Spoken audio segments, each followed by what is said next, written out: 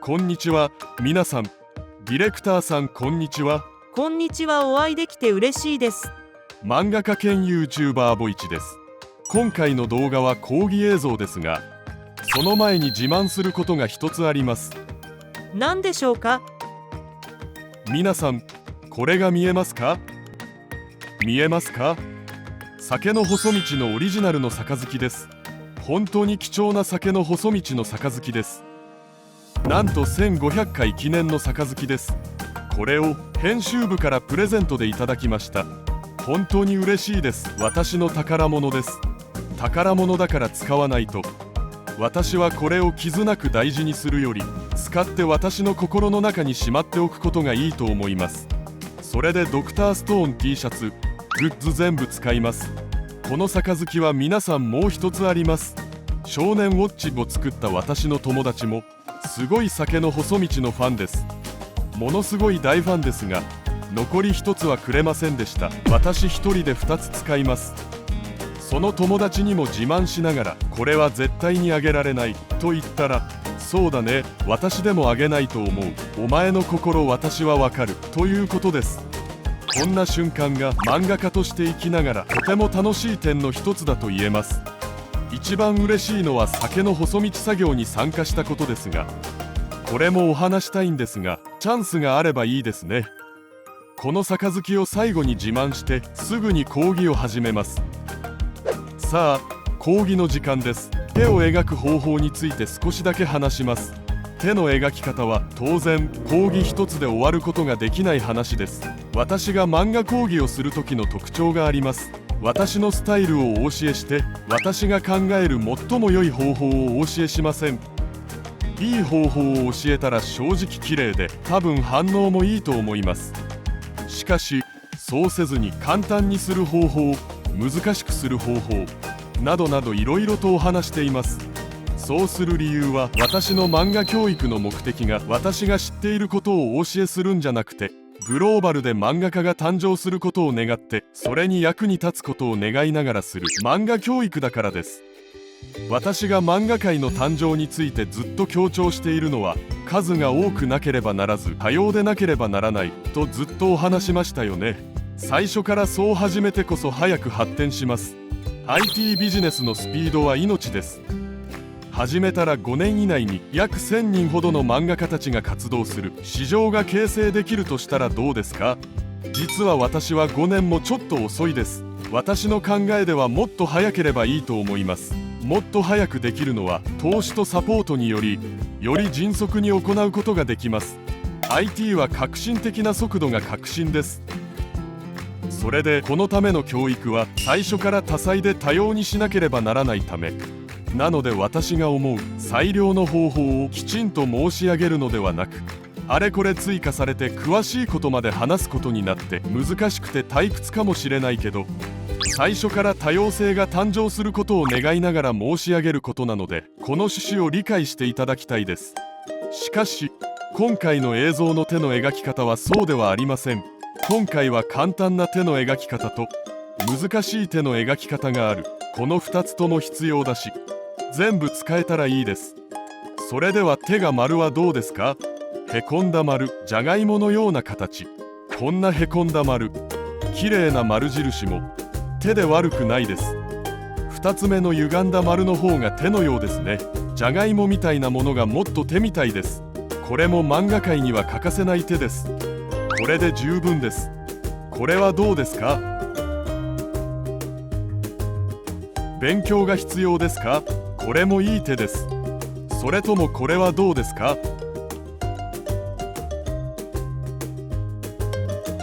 あ、これは私も知らないうちに高度な技術が入りましたね。描き直します。さあ、これはどうですか？ここから見たら急に手がもっとリアルに感じませんか？ディレクターさんはどうですか？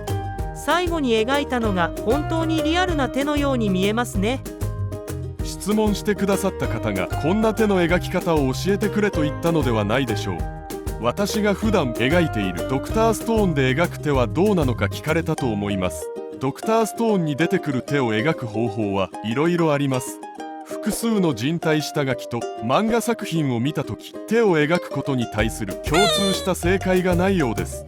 手を描く方法は全部バラバラです。しかしとにかく手を描く方法は存在します。今日の動画の手の描き方はドクターストーンやオリジンに出てくるスタイルの手の描き方をお話します。手の描き方は意外と重要ではありません。手を描く方法を勉強したと手をうまく描けません。手を描く方法は何かと聞かれたら、覚えるためのテクニックですと申し上げることができます。つまり手を描く方法で重要なことはどれだけたくさん覚えたかです。実は絵の勉強では暗記が重要です。絵を描くということは言語を勉強することと似ています。外国語を勉強するとき、文法を本当にたくさん勉強しました。それでは外国語が上手にできますか？違いますね。反面、ある人は文法は勉強しませんでした。ただひたすら単語も覚えて文章も覚えて全部覚えました。どちらが外国語が上手でしょうか？ただ覚えた方です。では文法はなぜ必要なのでしょうか？覚えるために必要です。基本的に言語を勉強するということは覚えなければなりません。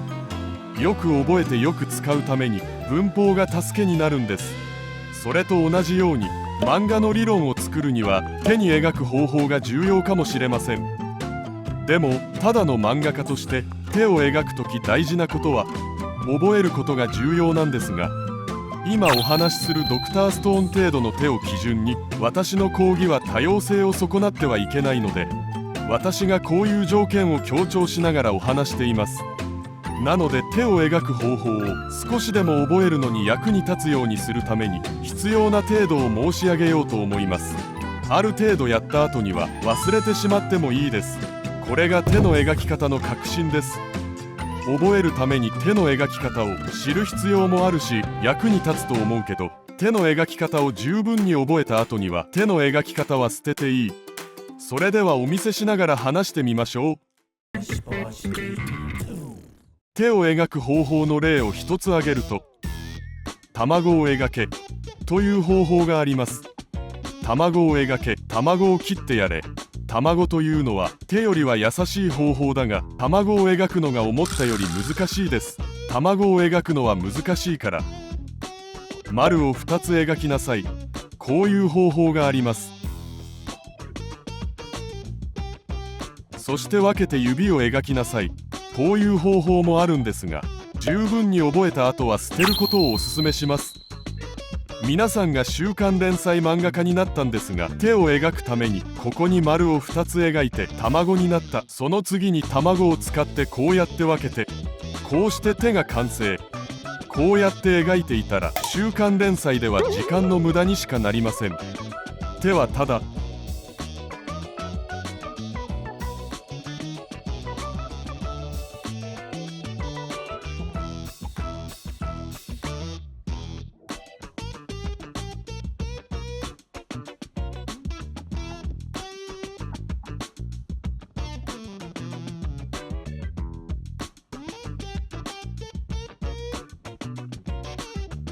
覚えてこうやって描けばいいんです。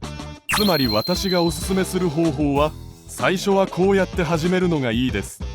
いい方法ですが捨ててください。ただ覚えて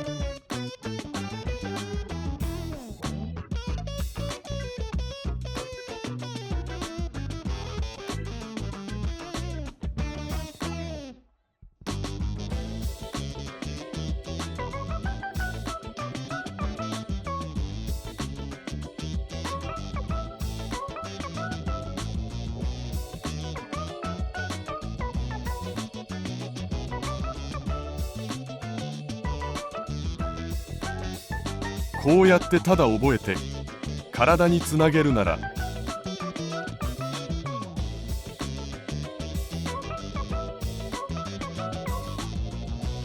これくらい。その次にこうやって分けます。描けばいいんです。ここにプロポーションをつかむためにもう一度やってみます。これもただ練習を通じて、あえてサイズを決めずにこうすればいいんです。こうやって描くといいです。時間が節約できます。それだけ作品のクオリティを高めることができると思います。あるいはお茶を飲むこともできます。私が時間を節約してお茶をいっぱい飲むことがどれほど良いでしょうか。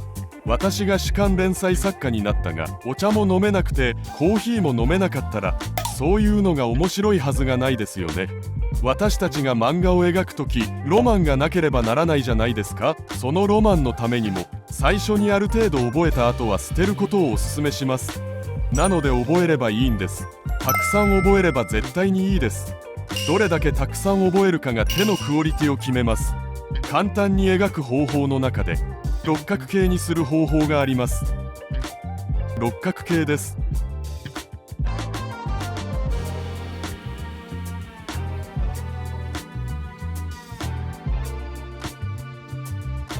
こういう六角形があります。六角形にはこのように手を描きます。そしてここを丸くするんです。そしてこんな形もあります。完全に卵型でもないですよね。ちょっと片方が潰れた卵ですね。端からこうやって線を下ろすと、ここに手を作ってくれます。でもこういうの覚えたって何の役にも立ちません。最初に勉強する時にやってみるのはいいです。しかし捨てなければなりません。なぜなら全てのキャラクターの全ての手をいつ描いているんですか。手は多彩に動き、多彩な動作をしなければなりません。角度も全部違います。だからこそ動作別に覚えて、角度別に覚えて、そのために手の写真がたくさんあればいいです。手写真の資料もたくさん必要だし、手の模型もいいです。そして自分の手もあるじゃないですか。手のいいところは北米で認められるセクシーなキャラクターを描き出すが、セクシーな女性キャラクターを描くための資料を一体どこで手に入れるべきなのか簡単ではない問題です。でも手は私の目の前にいつも資料があります。ほとんどの人にとって悪くない資料がいつも私の目の前にあります。ものすごく覚えて練習しないといけない。描けるのが手だけど、誰もが資料を持っています。その他にもこんな資料もあります。拳だけど悪くないです。悪くない資料です。手元の資料は周りにもたくさんあります。家族の手、友達の手、知人の手、周りにはたくさんの手がいます。その次に重要なことは、手はキャラクターです。キャラクターを作る重要な要素がいくつかあります。最も代表的なのは顔とヘアスタイルです。衣装ももちろん重要です。次は身長と体型もキャラクターを作るのに重要です。その次に女性キャラクターにおいては胸はキャラクターの一種です。日本の漫画を見ると女性キャラクターの胸をとても大事に思っています。この胸の表現の核心は女性キャラクターを表現するとても重要な要素です。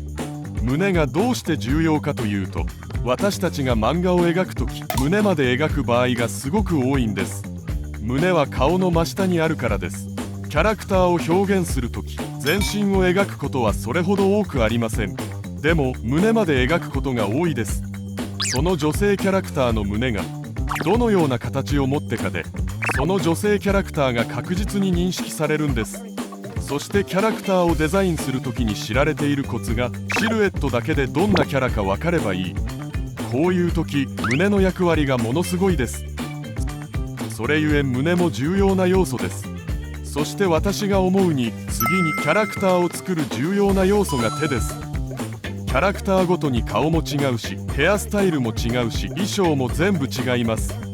身体プロポーションも全部違わなければなりません。そして女性キャラクターにおいては胸も全部違わなければなりません。でも手は似たり寄ったりでも大きな問題にはなりません。手のせいでキャラクターの区別がつかない。この漫画家はキャラクターの手の描き方を知らない。手がみんな同じじゃん。ヘアスタイルも違うし、プロポーションが違ったらどうするの？手がみんな同じなんだけど、手のせいでキャラクターが区別できないと誰も言えません。そういう人がいたら、あなたは漫画の勉強をまたしたり、あなたの人生をもう一度振り返らなければならないようだと言えばいいです。手は同じようにしても特に問題はないし、問題提起もしないのに、なぜ重要な要素なのか。手を違うように描くとものすごい力を持っています。例をお見せしましょう。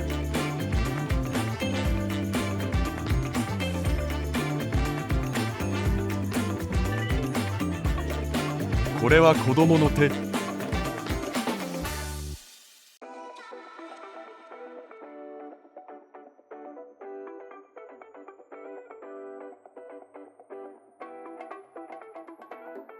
これは爪を見ると女性の手ですね。爪の長さも重要ですが動きが違います。これらの部分を少し曲げてみました。こことここを違うようにしてみました。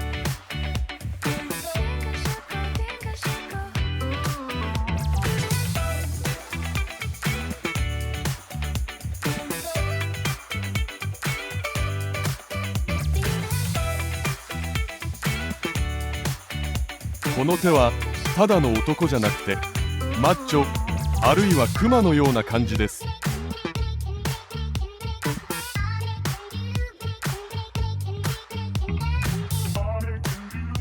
そしてこういう要素があります。傷もあります。そして三剣ロック主人公北野剣の場合はここにタコがものすごく大きく描かれています。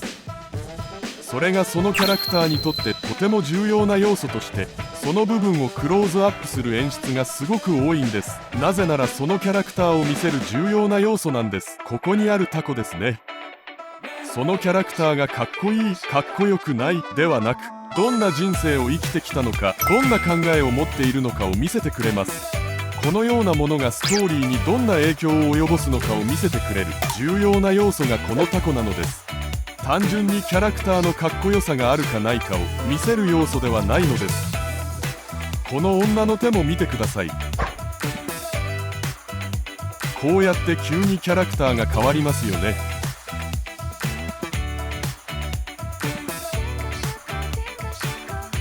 完全に変わりますよね。これは子供の手だが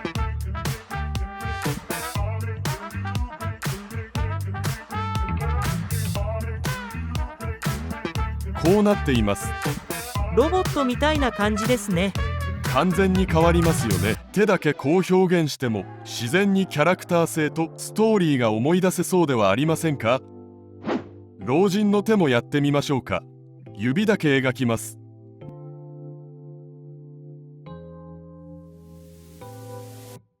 私は老人の手を描くのが一番面白いです。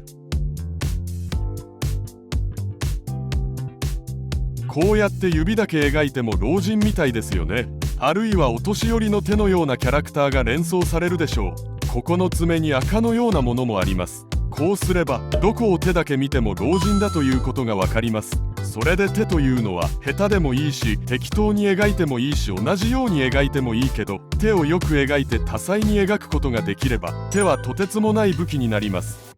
キャラクター性を見せるとき手だけでキャラクターを感じさせてくれるし、しかもそのキャラクターの考えと哲学人生のようなものを感じられるようにすれば手はとてつもない武器になります。そして手はまた違う顔としての役割をすることができます。私は手だけ描く演出が大好きです。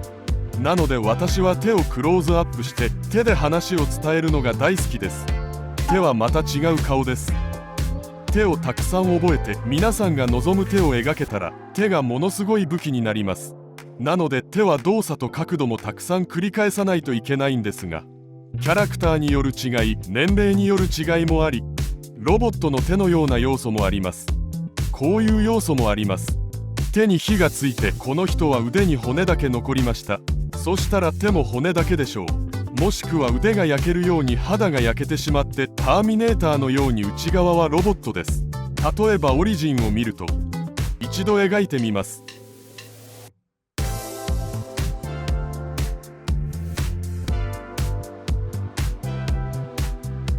オリジンの手を見るとこういうリングがあります。この5つのリングをはめているキャラクターを表現する重要な要素ですが、ここが分離されます。なのでここから分離されて中にある機械装置が出てきます。オリジンにそんな場面があります。それではこの内側の機械装置は適当にこうやって描いてもいいけど手に解剖学も感じられるし実際にこうやって作動するかもしれないね。なんか機能がありそうで感じられるように描けばいいですよね。これも手の描き方で一つです。なので手を描く方法がこんなに膨大なんです。しかしこうするためには骨と筋肉も勉強しなければなりません。なので手は勉強することがとても多いです。そしてその中の 99% は描き方と要領ではなく覚えることだ。覚えてください。覚えるとこんなことも描けます。指先だけが見えます。